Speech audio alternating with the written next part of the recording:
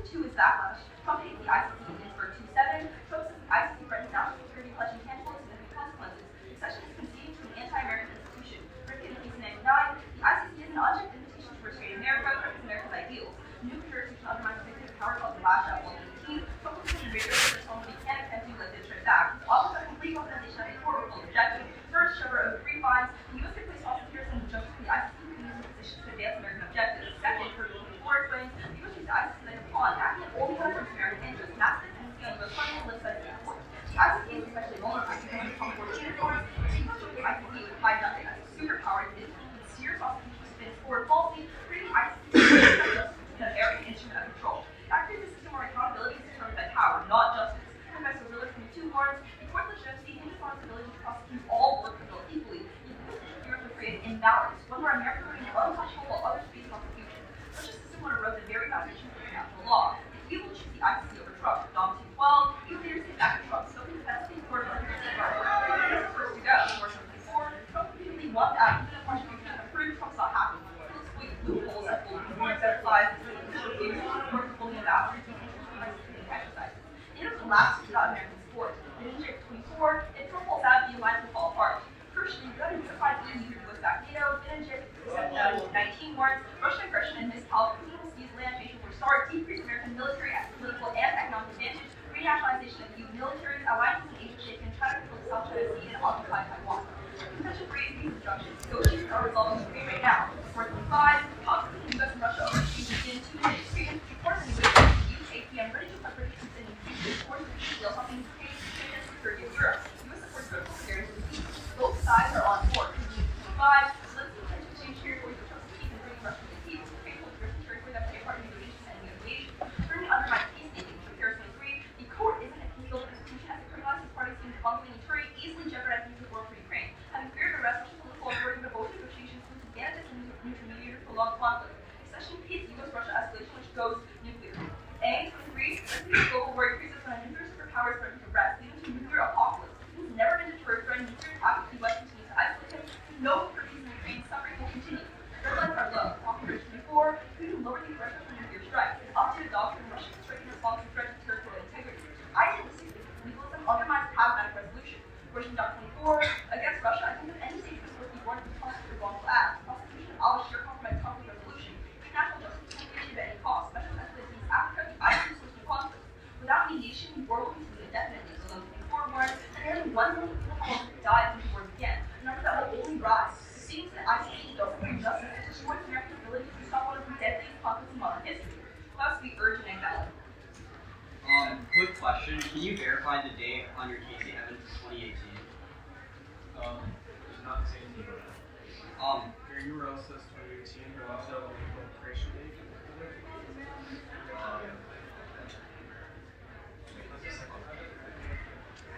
Sure. I think I can pull it up. Yeah, well,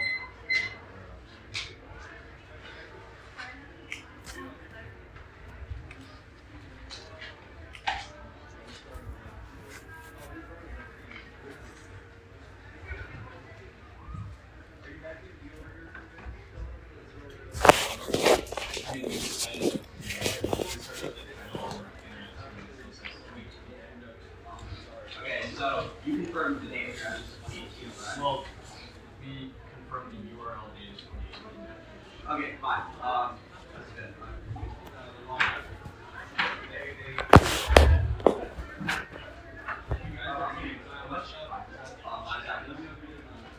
The rest of you looking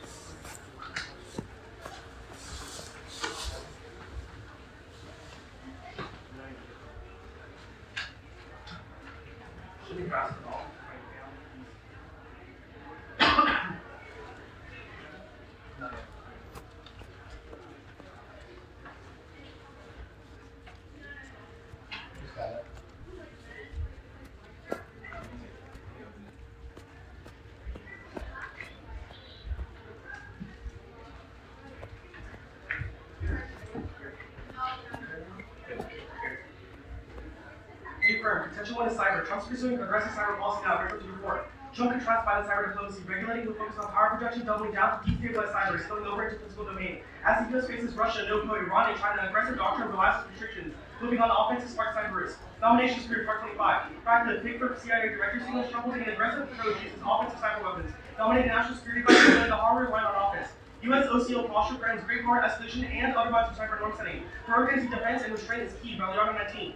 Offensive cyber creates new risks of offensive cyber doctrine, inhibitor escalation between great powers. U.S. portrays others as using cyber to undermine American power. In response, military doctrine that provides preemption is the only viable path to security. Trump created OCOs with little integration, consultation, or coordination, changing the rules of cyberspace. What the cyber hegemon, the U.S. does define the character of cyber law. Benefits of offensive posture are illusory. Fear, suspicion, and misperception create a self-reinforcing spiral of tit-for-tat escalations that risk war. What the U.S. calls is defending its defensive forward. China and Russia call preemptive strikes. Posture assumes all intrusions are preparing for follow-on offensive strikes. The U.S. should develop restraint and defense. Defensive options increase societal resilience, undermining adversary offense. Restraint can shape norms in cyber and make escalation taboo. A cyber race is coming, but the U.S. can shape global norms. 2024. Cyber race. At least a dozen countries have forces struggling to develop not capabilities but doctrine for use. We're in a period of experimentation. As nations develop tests, different approaches, the U.S. moving towards a strategy of forward engagement, asking allies to take a similar path. Accession de-escalates, adhering to non-offense. 123. ICC purview includes cyber attacks targeting essential services, comms, power infra, command, control, and intel could be interpreted as World War crimes. By targeting cyber aggression, the ICC looks at that standard. The realm statute is significant for U.S. cyber ops. Accountability, reconsidering strategies, and response to legal landscape. Otherwise, we could war Act 20. Cyber warfare enhances states' ability to undermine another's nuclear deterrent. Fear generates use them or lose them pressures. Cyber can spread from non-nuclear to nuclear systems, and operations can be misattributed in confrontation. Consensus is restraint. Trump's new expansionist foreign policy is an invitation for conflict. Paragraph 25. The second Trump term intends to redraw America's border with an expansionist policy that's not limited. Manifest destiny is self-imposed in what he sees as zones of influence. The new administration's allegiance is designed to ensure no obstacle gets in the way. Trampling on sovereignty shows the world boiled down to a collection of big predators, a guarantee of war. In period spring, 2025. Trump engaged in new conflicts and expanded existing ones between 17 and 21. He's prone to one-upmanship, launching attacks because prior presidents refrained. Decisions could be globally consequential. Biden provided a template for how he will handle conflict. He's happy to fuel wars, no matter how they're waged, acting heedlessly without appreciating the consequences and encouraged by advisors. Guardrails are off the second time, break 24. Trump throws weight around. America First never got full test thanks to opposition from internationalists. The factors assailant given its weight and acolytes. The absolves is key restraint and accountability. Sol 22. Executive unchecked authority is system in war. To restrain the executive, join the ICC. That will hold officials accountable to aggression. When incentives rein in lawless behavior and create a safeguard against a sacred overreach, which ends this world is subject to power to law. States who sign on are more likely to adopt laws holding officials accountable. The ICC will raise stakes and change calculations made by the executive when initiating conflicts. Beyond makes secession binding. 421. Their own statute was never ratified. Ratification is the only way treaties become binding law on governmental actors. That caps nuclear risk. Icon 22. Any use of nukes would have environmental consequences. A single detonation could kill hundreds of thousands. Emergency response would be overwhelmed. Multiple detonations kill hundreds of millions. Nukes can be weapons of war crime, giving the destructive power of humanitarian consequences. Otherwise, great power wars are up globally. And Grant 25. Trump's promise that this manifest destiny is the start of politics as a game of risk. The global order promoted the idea that cooperation, not aggression, should be the starting point. Trump's annexation. Fantasies say otherwise. The past Trump is opening the belligerent multi-front balance of power. Use to push against China, Russia, and all countries. Everywhere would lead to war. Extinction Claims 23. A great power war sees nuclear bioweapons, autonomous, and new technologies. Nuclear weapons, consequences would be extinction, whether through famine caused by nuclear winter, or by reducing countries in place without that pandemic reaches extinction. Winter Smith.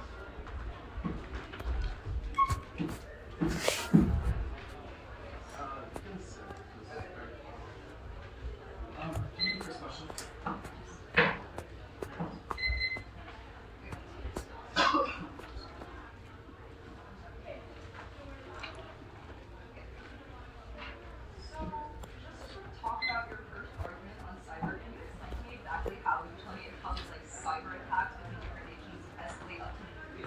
So the argument is that we begin to preempt cyber attacks because we think that when we would attack on the infrastructure system, the information system, which would cause miscommunication. That's something not what our first. Clarify. So we're scared that other countries are going to, for example, attack well, they digital infrastructure, and plus, in turn, yes, and you're scared that they will attack our digital infrastructure, so we attack theirs. But digital infrastructure is still important. Yeah, sure. Let's say like the people like in the Pentagon, they need information systems to determine what their enemies are doing. i.e., we have radars that determine whether nukes or bombs or missiles are being launched towards the U.S. But without those, we would be scared that the U.S. would be vulnerable towards an attack. Can I have a question? sure. The first argument, you say that prefer constitutionality above all. But then in the third argument, you quote, idealistic legalism undermines pragmatic resolution. How do you compare these two arguments? Those aren't talking about the same things at all. I don't know which contradiction we're trying to point out because there's no. Okay, so if we win, we're talking about idealistic. So why does constitutionality go over everything? Because the first argument just talks about normativity and yeah. What we're telling you is that we should prefer constitutionality because those are basically the procedures and laws and processes by which okay, if the law said that I could hit you, you follow the law. What? If the law said that I could hit you, does that mean it's a good thing or bad?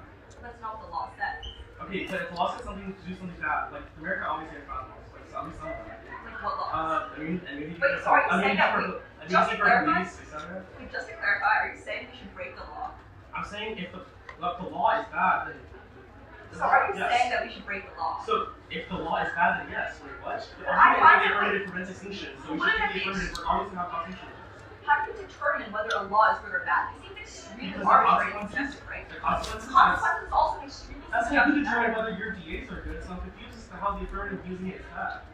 Wait, because the laws are literally what our nation is bounded by. Those are the procedures. Yeah, but if it's bad, it's bounded by it, but if it's bad, it's bad. So do you think that we should police officers have immunity to do things that if they think they're illegal, then it's legal. Is that a good or bad law? Wait. Or should we follow that? I think it's good. So you think, just to clarify, are you suggesting that if the ITC is bad, we also shouldn't follow it? No, I think if the consequences of an action are good or bad, that's how we should determine if it's good or bad. Just because the Constitution says that we ought to do X thing does not mean that thing is that we should do.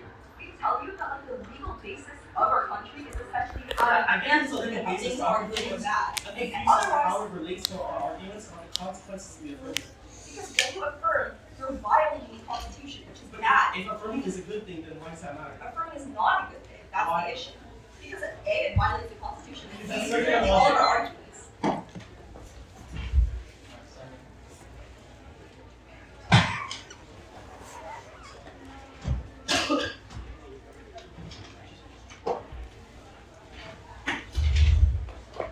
Give me a second here.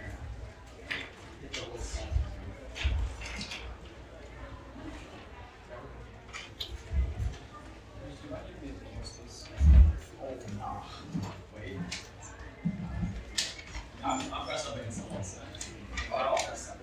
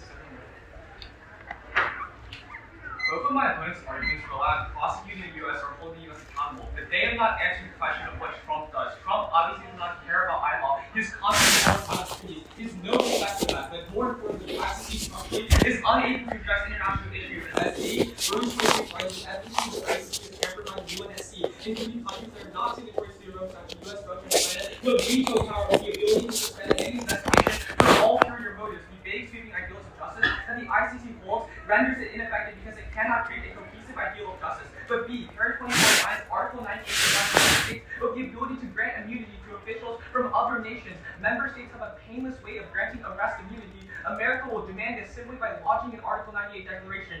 U.S. allies face sanctions, withdrawal of military cooperation unless they give immunity. But second, the UK empirically proves it's possible. Big developing countries to circumvent the ICC as Row 21 finds developed states that sign on to Rome Statute are able to evade ICC investigations because they can locate and obtain the accused, fund the investigation, guarantee an independent trial. The ICC was not designed for the U.S. and the UK. If officers were accused of war crimes and uses prevent the ICC to continue investigation. The ICC advantage developed states, which is why the UK has not yet been held legally accountable. The same thing would apply to the U.S. even if they were to accede.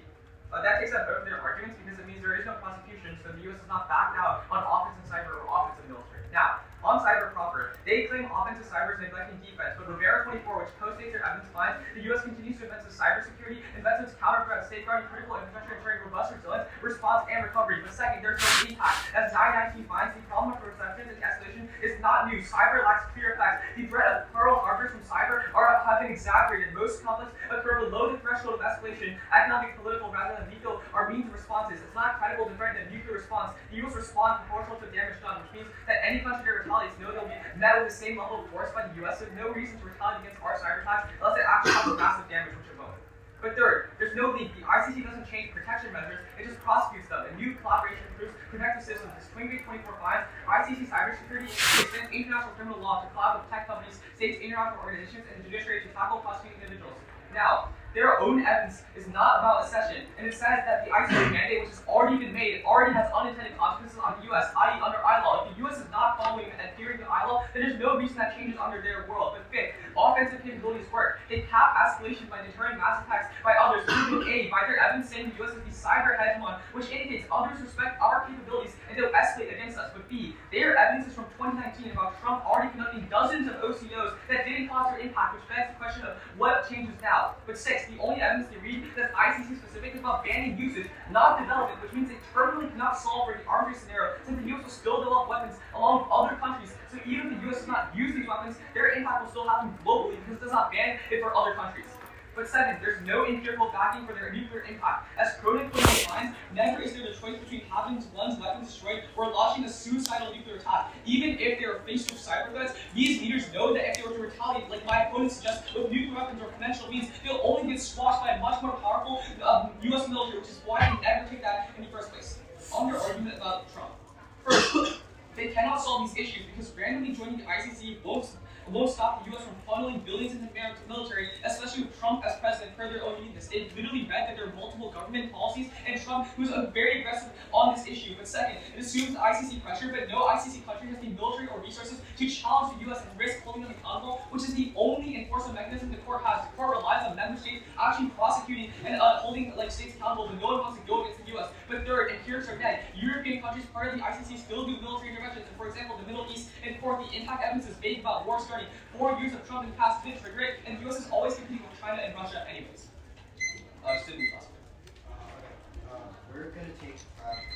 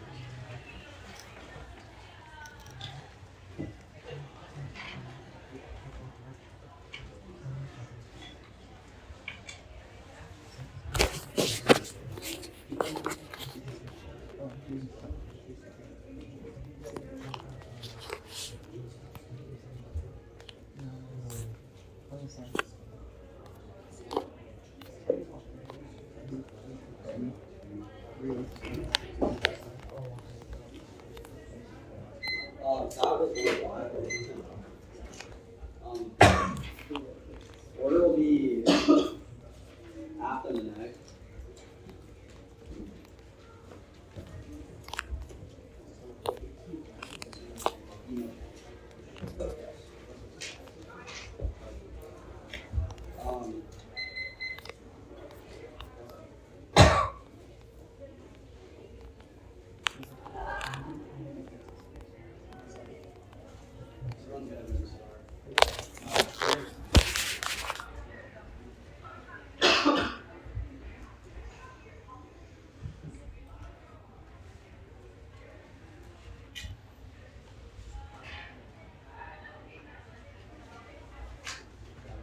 Okay, everyone good? No.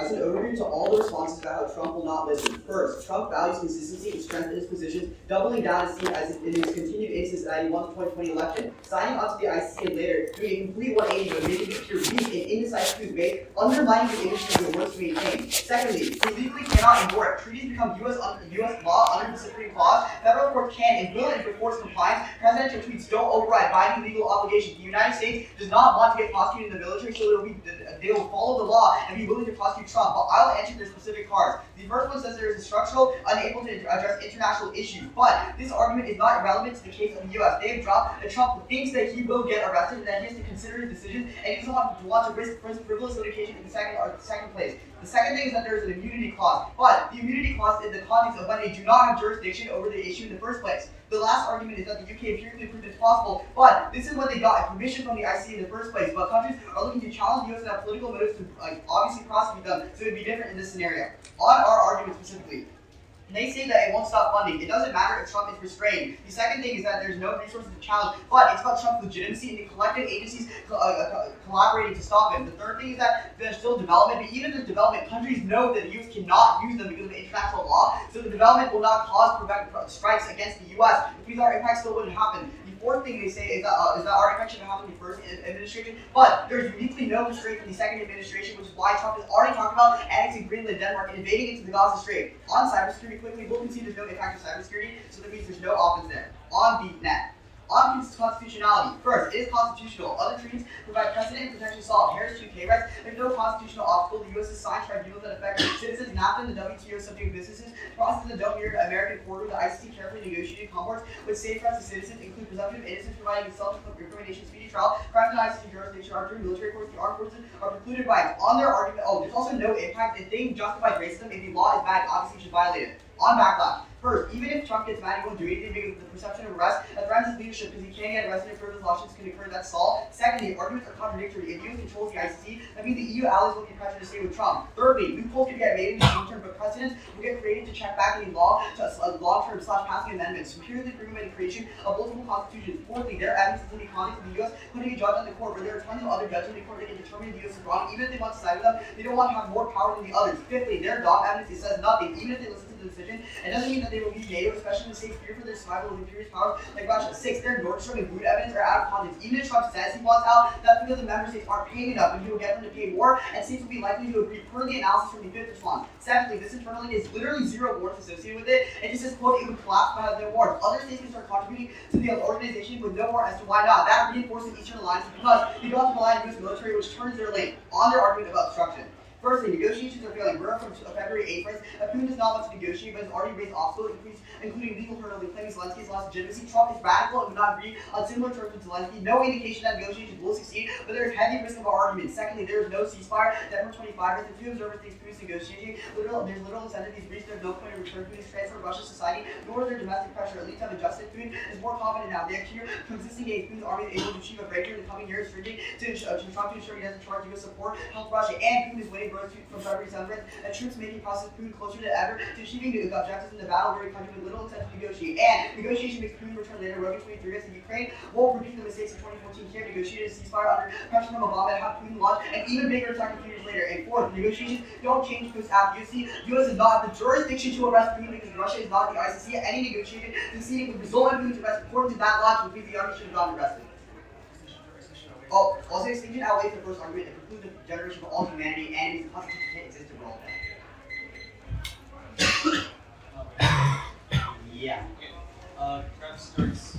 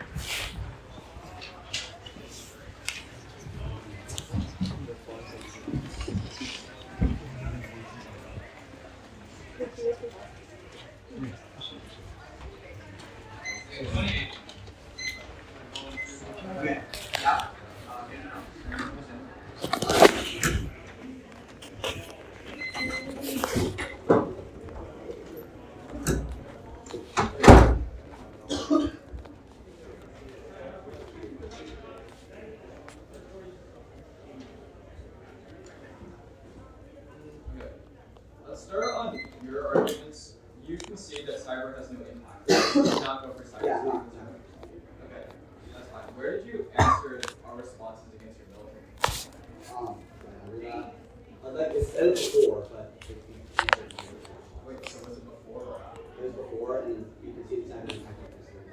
So it was military cyber. Okay, that's fine. Okay. So I guess on the idea of obstruction, can you read me lines from your this evidence that says that it will succeed and why it will succeed? Yeah, So listen why. right, that's the part of our case that we don't respond to, which is the undue evidence that says that Zelensky plans to exchange territory and that Ukraine holds Russian territories that play a crucial part in negotiating ending invasion. That means that both sides are on board. It's just a part of negotiation. Yeah. The argument we've made in case, which is not answered, is that both sides are on board because they both want to recover loss of the territory and land that happened during the war, which means that even if one side is slightly winning right now, they still want to get these objectives done. Also, the first piece of evidence, which is literally from yesterday, says that talks between the US and Russia are occurring on Tuesday, that is tomorrow, which postdates your evidence and means that these negotiations are working. So it just says they're talking, but this doesn't seem the negotiation to succeed. We've tried to come to agreement multiple times in the before. Why is Wait, when have we ever had like these formal talks? This is an unprecedented reason. 2014? 2014, that was before the Ukraine war even started. That was actually the first Ukraine war, which is what our evidence indicates. Our but evidence, the point, yeah. Our evidence, well, the scenario we're talking about, specifically the Ukraine war that started in 2022, and the policies of the Trump administration which are like happening right now. You have a question? Sure. I think that's just a one, actually. Oh, okay. So let's talk about the military, right? Yeah. How can the ICC hold the U.S. accountable? Like, who is arresting Trump or making Trump feel like he's being arrested? U.S. citizens included, plus. Wait, U.S. citizens are going to arrest Trump?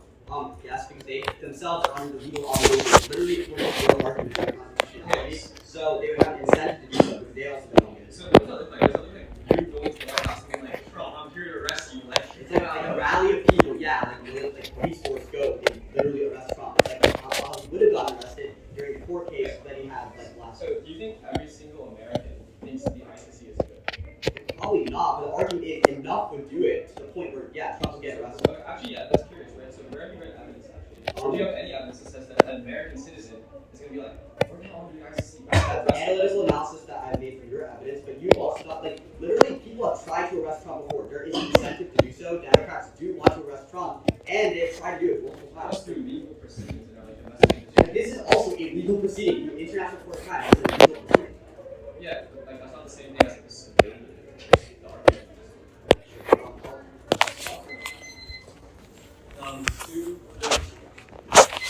I'll start that.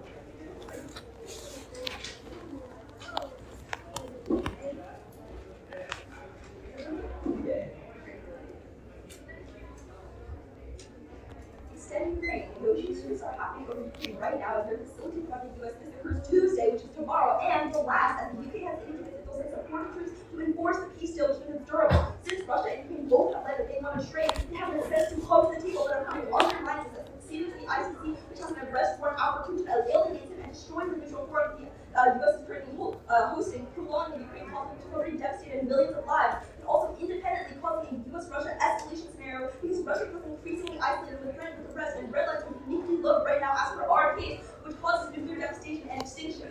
Their evidence is old, and they try to tell you about the negotiations are failing. And for February 8th, articles from literally yesterday, which tells us that negotiations are working with US, Russia, and Ukraine, all included because of the data that we tell you about. So long as systems that exist, they will agree. Their other responses don't matter. They want to regain these lost territories. They also try to tell you that negotiations don't work, but their evidence is speculation from January, where talks are literally happening right now with incentives from both sides. The no jurisdiction thing doesn't matter because our argument is about the succeeding to an institution that is actively against Russia, which makes them see us as biased, non-neutral, which causes ostracization and alienation and peace. Peace talks give an opportunity to send US forces to deter Russia from striking again, but we need to create that window of opportunity. Here's the way. First, the best way to prevent war crimes and interventions from happening in the first place is to prevent war and to prevent the need for the US to intervene in different regions, which is a prerequisite to their argument. And also, secondly, on time frame, we know that peace talks are coming literally this Tuesday as per our evidence, and peace can be facilitated. The only risk to change that is voting affirmative because you alienate Russia. Their arguments don't have a time frame or bright line. We've already seen these aggressive military actions that they're talking about in the past. Why haven't this trigger impact? You know what happens. But also, three, their way about extinction doesn't really matter because both of us impact on extinction.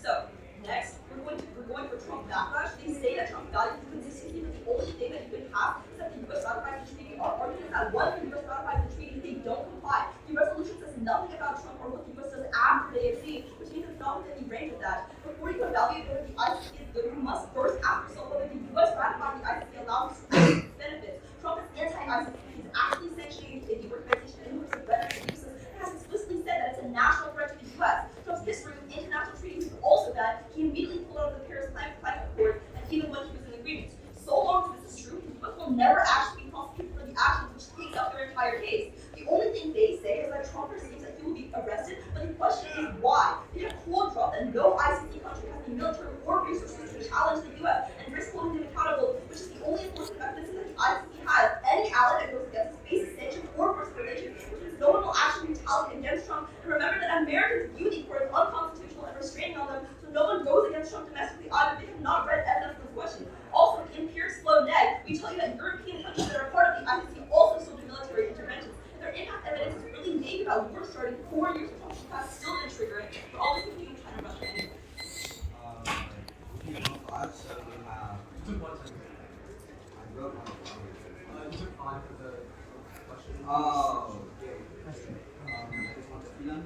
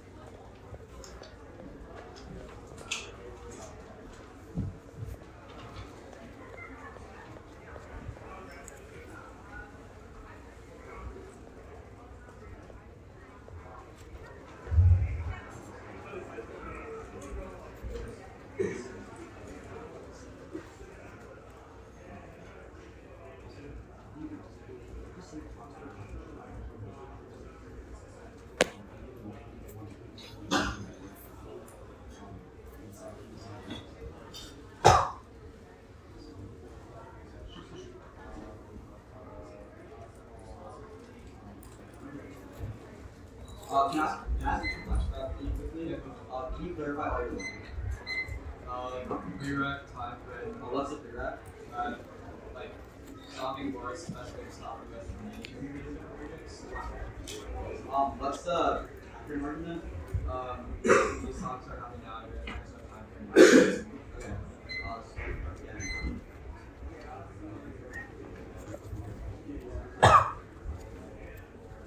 Okay. Only one. So order will be very case like this. For delaying after. I'll just yes. In between.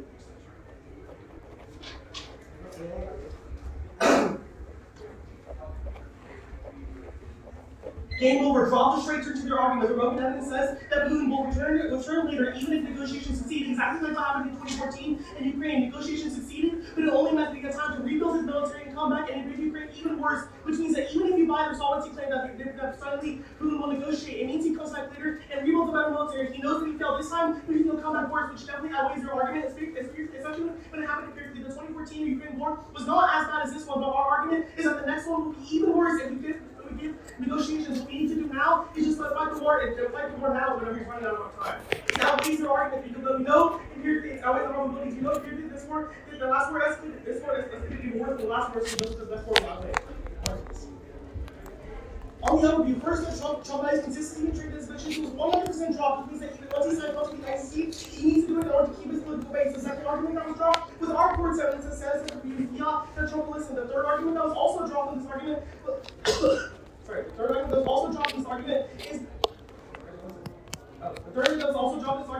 that because the treaty becomes U.S. law, it becomes a part of the immunity clause, it becomes part of the defense clause, which means that even if he won't follow I law, it means he will follow U.S. law because he knows he has grounds for impeach on, which is he definitely has to follow the ICC in the first place, which definitely answers the overview, and means that he will listen to all the arguments. No, our arguments covered. Trump's second term promises unlimited expansion of border regions is proven to expand conflicts and fabricate them and launch reckless strikes when the environment is encouraged. ICC is secretary preventing legal accountability, restraining executive war powers, and preventing legal and military action. Unlike Trump's unrestricted manifest destiny approach, triggers multi-front conflicts between nuclear powers causing insatiable and nuclear winter. Independently, it solves all their arguments about the nuclear war. Countries will not want to fight a nuclear war because we have evidence that says that nuclear weapons are using nuclear weapons is fundamentally a war crime, which means there will never be a global nuclear war, and we cannot use them. And ICC membership establishes binding legal consequences, which means it changes executive calculations. On the modeling argument here, the U.S. shown restraint shows other countries a lack of need to escalate. Escalation is a lot more likely to happen when you think your enemy actually wants to fight. Wait. The only response that was made here was about restraint, but it does not matter because once you go parties in the ICC, it means that Trump is legally binding and he will be impeached and perishes to do reckless actions. And it does not matter about the empirics level because those actions were fundamentally not reckless and were approved by the ICC, but the ICC will not approve fundamental future reckless actions. Oh, it's also new administration which means there's new advisors who want to push for reckless acts. On their way, granted he told us does not solve our arguments because it is a question of Trump fabricating things like he did with the U.S. in Iraq, etc. Then the time frame. You no longer said that Trump will launch powers to China, Russia, North Korea, etc. Its first one, which is our granted evidence, which is the fastest link into actual nuclear war. Even if you believe that the solvency claim is fast, they have not been evidence to win Ukraine escalates, especially when it's been happening for 2 years. You know you should only prefer this one when Trump is actively fabricating things. He wants to invade Greenland, Canada, etc. 2 weeks prior to die. Arguing this was conceded means that the 100% probability that extinction happens in this first time and risk of link defense on their case, especially the straight turns, means the affirmative is only a way or the only way for extinction possibly does not happen.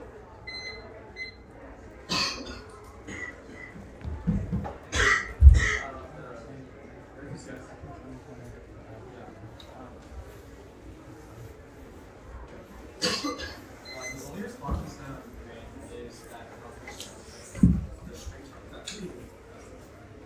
sorry, Russia. Yeah. Sure. So I guess let's talk about obstruction. Can you read me a line from your evidence that, like, in one part, is that negotiations will happen, those will succeed? Okay, so first, you just told me that the only response you said was I think it's like I can. Yeah. So, right, you isolated 2 pieces of evidence. The first is the Mark Clark's card, which was from yesterday, that indicates the talks between US, Russia, and Ukraine begin tomorrow. The second is the incentive analysis, which comes from Duba, which is the second piece of evidence we say that Zelensky and Putin are trading and ending the invasion to exchange lost territory because they want to regain that land. That is the incentive. Even if Russia is marching, they still want to come and meet this objective in order to regain their lost territory. Okay, that's fine. You know the question. Okay. So, when do your impacts happen? When is Trump It is true.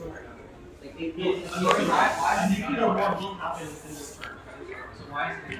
Because it's also literally preferring he's made plans to invade places like Gaza and invade Canada, etc. Which you provoke great powers because of the Middle East, like China and Russia. Like, obviously you can't literally teleport the military there, just make plans.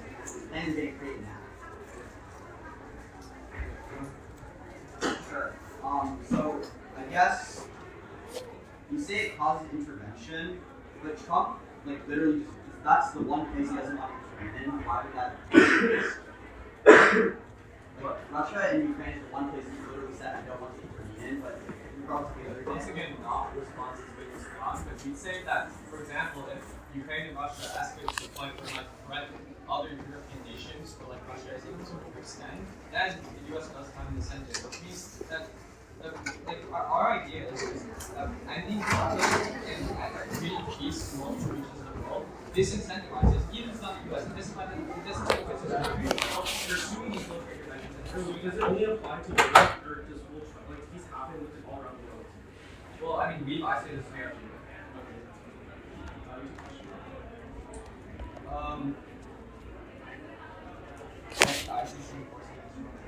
If you just US law, so yes, because if you did it, it would be punishment. So yes to all of it. Also, we made arguments on after analysis as to that Trump likes to be consistent in his policy. So if he suddenly changes, signs up the bill and changes his mind to look really bad in his face, there's after analysis that's Wait, the only argument was that it's political base to fiat that Trump will listen. How is the political base argument? And the only argument in your summary was that the ICC can't enforce it, but it's not true the ICC is enforcing law.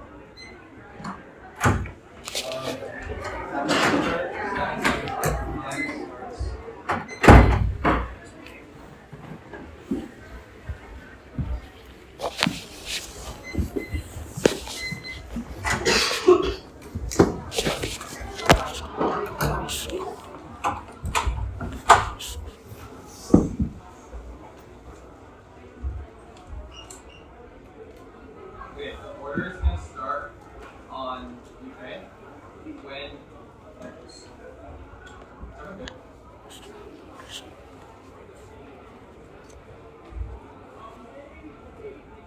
they have made the false claim that we dropped their turret, but read our evidence. We literally frontline this with our course evidence, which says that peace talks give an opportunity to send in forces to deter Russia from striking again, but we need to create that window of opportunity in the first place through negotiations. This was not responded to in their speech. They just straight up asserted we didn't respond to it. We did. You can also read in our course evidence. It says that the UK has literally said they will send in troops if we are able to negotiate peace. Let's also try or die. You know war is happening right now. Millions are dying. So these talks have a chance of stopping conflict, and even if it restarts in the future. But negotiations are happening over Ukraine right now. So something like the U.S. is first Tuesday, which is tomorrow, and they'll last. As the UK indicated, they'll send supportive troops to enforce a peace deal, meaning it is durable. Since Russia and Ukraine both want land, they want to trade. They have incentive to come to the table, but firmly undermines this by acceding to the ICC, which has an arrest warrant for recruiting, which alienates them because it shows the U.S. is not a neutral forum. And destroys mediation, prolonging the conflict, which are devastating millions of lives, but independently also causes a U.S.-Russia escalation because Russia feels like being isolated by the West, which causes them to lash out, causing nuclear devastation and extinction. They have said that Russia can't be prosecuted because it's not under the ICC, which means their argument about nuclear bans don't apply to this, which means we still access extinction. So even if we care about extinction, like they say, you're also accessing that impact. But you should still prefer our argument because the best way to prevent the need for intervention is to stop conflict in the first place. Before it spills over, it creates a need for the U.S. to intervene. But second, you know that peace talks are coming literally this Tuesday and peace can be facilitated, but they've not isolated a delimited time frame or when their arguments were actually triggered. It's all just posturing the status quo, and they conceded that past administrations and Trump, even though he's said he'll do aggressive actions, they haven't actually done it before. You can break the time probability because you know our scenarios are happening in status quo, and your ballot can do something to solve it on their case. Try or die is irrelevant because they do not have a chance of solution. The question they have not answered is why does law matter if there's no enforcement? They've dropped that Americans see the ICC as unconstitutional and is restraining on American capability. So no one in the domestic capability prosecutes Trump, and also no one internationally prosecutes Trump because no ICC country has the military or the resources to challenge the U.S. Trump obviously doesn't care about I law. He's full of many treaties, and they don't feel that he complies. They only feel that he joins. Which means there's no prosecution. Trump isn't restrained. Okay.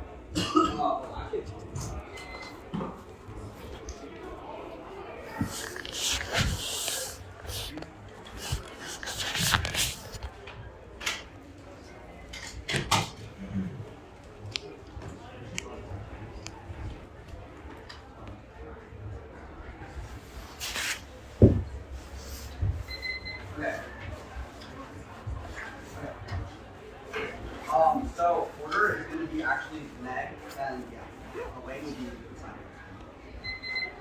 Everybody ready? Do not let Aaron gaslight you into thinking that he actually responded to this argument because it was literally conceded. The argument is simple. When you negotiate with Putin, it allows him to have time to build up his military to prepare a future attack later, which is why in 2014 the war and 2022 became infinitely worse because Putin rebuilt his military capabilities. This is just a dropped argument. His only response is that we can send military. Look, there was military in 2022, yet he's still invading because he views that as feudal legitimacy. This is just a conceited argument. It means that they have no offense. This should come before the way. First, they have not read an extinction card, which means that this scenario could obviously get even worse. They just say, right, causes extinction as an assertion, but we have read specific evidence that converging threats, not one actor causes extinction, which means that this argument is zero. The second thing I'm going to respond to is their way. They say it happens instantly, but even if the negotiations happen fast, this is not a reason why the Ukraine war causes extinction instantly. But we have read specific evidence that current threats like China and Russia engaging in the same region will cause extinction due to intervention that will happen in months due to Trump's first presidency. You know, our arguments are faster on time frame because it is happening currently in the status quo, and we must do something to stop it. It is try or die. Look, they have no offense, so they say it causes intervention, but intervention is already happening, so we should do something to solve it. And the IC would also restrict that on our case.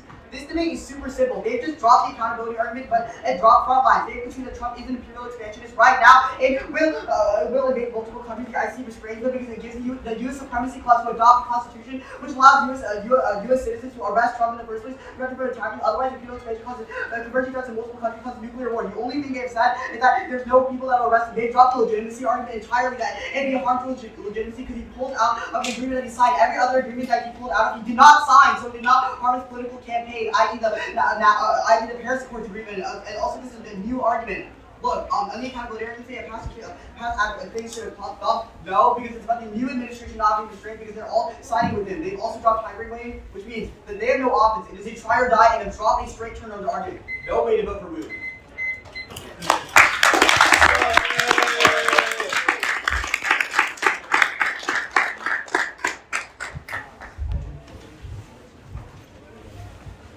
Oh, wait. Who picks up, right?